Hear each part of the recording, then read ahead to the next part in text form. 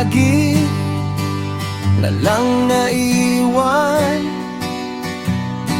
Laging merong isang payong, yung luma na medyo baluktot. Kupas na rin ang kulay at madalas nakatago, naiwan sa sulok ng opisina.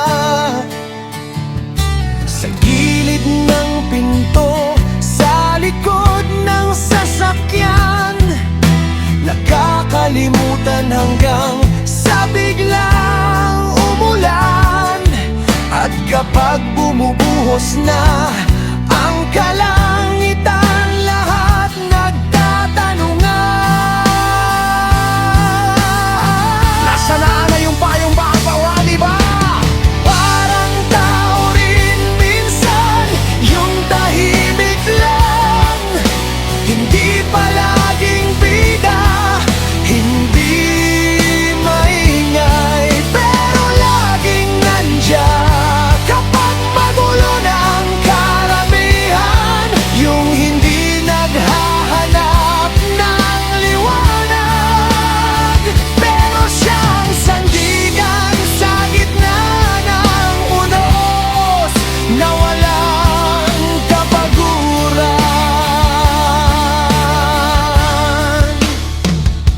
Hindi siya pansinin, hindi na rin siya bago, pero siya yung nilalapitan kapag kailangan ng sandigan. At kapag tapos na ang ulan, kapag maliwanag na ulit ang kalangitan,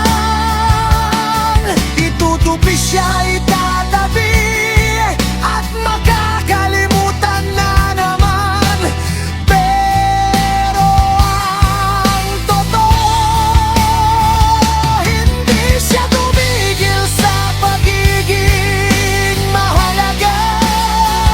Hindi siya tumigil sa pag-aalala.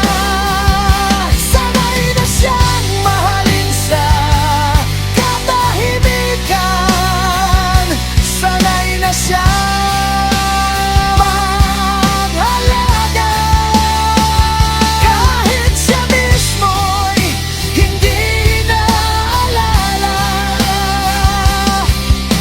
Kaya kung pakiramdam mo, ikaw yung payong laging nandyan, pero bihira kang mapansin, ito'y para sa'yo. Hindi ka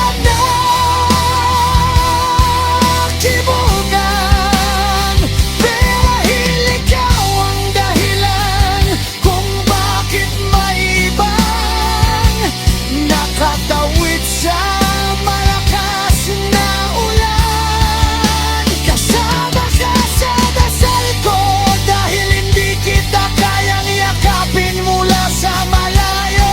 Hindi posibleng matapik ko ang likod mo at ibulong sa'yo.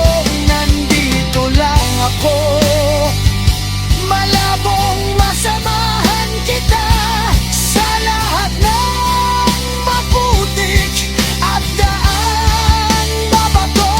Pero isasama kita sa mga panalangin ko bago matulog sa gabi, o kahit sa mga bakanteng sandaya.